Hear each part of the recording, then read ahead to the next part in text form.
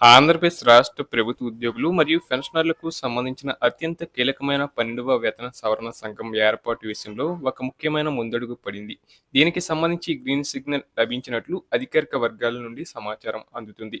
గత కొంతకాలంగా వేతన సవరణ కోసం ఎదురు చూస్తున్న లక్షలాది మంది ఉద్యోగుల ఆశలకు ఇది ఒక కొత్త ఊపిరి పోసింది. పాత వేతన ఒప్పందం ముగిస్తుండటంతో పెరిగిన ధరలకు అనుగుణంగా జీతాలను పెంచాల్సిన బాధ్యత ప్రభుత్వంపై ఉంది. అందుకే ఈ 12వ పిఆర్సీ నియామకం అనేది కేవలం ఒక పరిపాలన ప్రక్రియ మాత్రమే కాదు.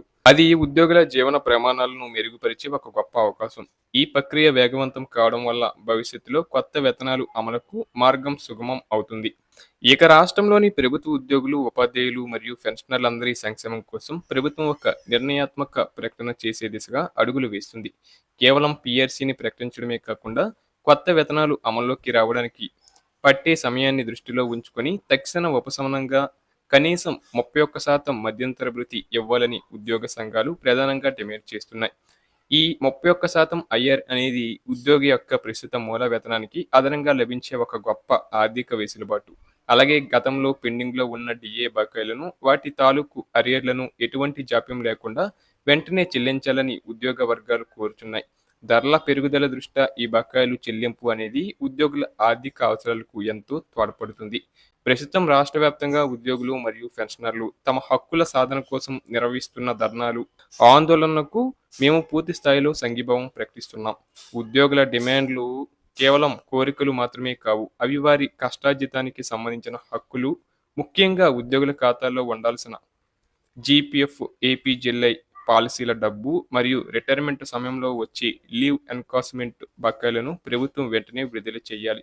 ఈ నిధులు ఉద్యోగులు తమ అత్యవసర అవసరాల కోసం, పిల్లల పెళ్లిళ్లు లేదా చదువుల కోసం దాచుకున్న సొమ్ము. వీటిని సకాలంలో చెల్లించకపోవడం వల్ల చాలా కుటుంబాలు ఆర్థిక ఇబ్బందుల్లో కూరుకుపోతున్నాయి.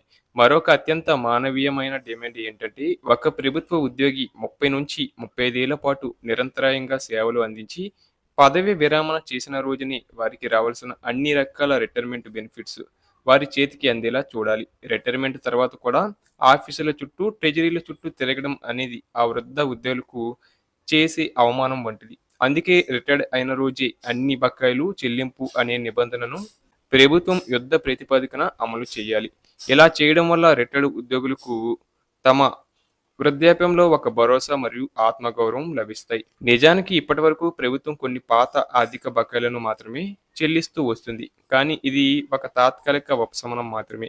ఉద్యోగులు ఆశిస్తున్న అసలు విషయం 12వ పిఆర్సీ కమిటీని నియమించడం మరియు మధ్యంతర భృతిని ప్రకటించడం.